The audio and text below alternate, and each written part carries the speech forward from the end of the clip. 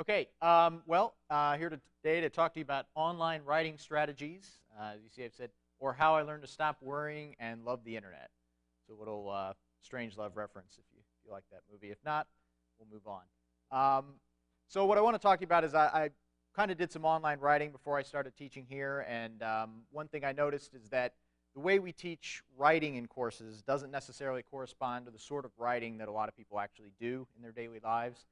And that's increasingly true as we move into more of a digital age and everything becomes online. So there are a number of differences between the way people write or should write for a web audience and then the way that they write for a print audience for whatever medium you're using. So today I want to focus on several things, but to begin with, what is online writing? Well, there are a number of things online writing could be. It can certainly be blogs, so online web journals of any kind, wikis, if you use Wikipedia, anything where users are generating the content. They could be website content, so the actual language verbiage used on the web page. They could be email. There are, of course, a whole number of things that are sort of an online context, but for this presentation I want to focus on content for websites and content for email. Okay? And the reason for that is that the kind of content that you have for a website and the kind of content and the way that you would go about writing an email are going to sort of reflect these other various genres you could use, like a blog or like a wiki. You're going to want to keep the same things in mind. So my presentation today will be focused primarily on those two, sort of divided evenly. Tips and strategies for writing for a website, and then tips and strategies for writing an email. All right. So to begin with, I want to talk about what is the difference between print material and web writing, or print writing and web writing.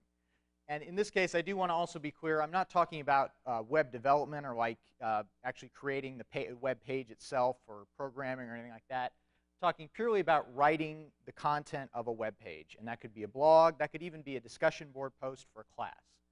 What is it? What are some of the strategies you're going to use, and how do those maybe differ from a traditional essay? So in a traditional print format or an essay, I'm going to keep it to an essay specifically for you guys, since that's largely what you'd be writing in here. Generally going to want to have an introduction, a body, and conclusion. Right? Forgive me if this is kind of elementary stuff, but just as a reminder. So you got your introduction, you're going to end it with some sort of thesis, some dominant idea that you're then going to develop through the evidence and examples you provide in the body, through a series of paragraphs. And then you're going to revisit that introduction in your conclusion and come to some sort of greater idea, taking your dominant idea and even honing it further. This all kind of makes sense. This is what you're used to with traditional essay writing. So a lot of the things you hear are a lot of things that we're taught in essay writing. And I'm not, by the way, saying these things aren't true or quit doing these things. These are all good things. But avoid repetition.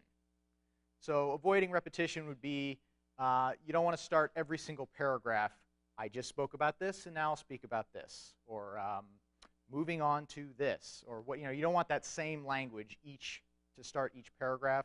Mix it up. You want a little bit of complexity. You want to have some variety in your language to keep the reader interested and also to make your writing more interesting. So you avoid repetition.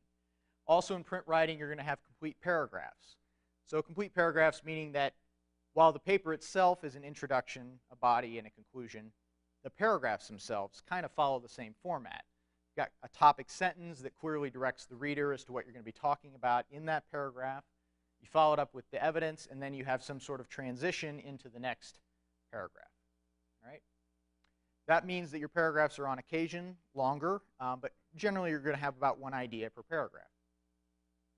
Next, you're going to have a thesis supported by evidence in the body. I already mentioned that a little bit, but whatever dominant idea you're trying to get across, you are then going to try to support with evidence, which is to say that the reader, upon reading your thesis, isn't necessarily going to buy it. Does that make sense?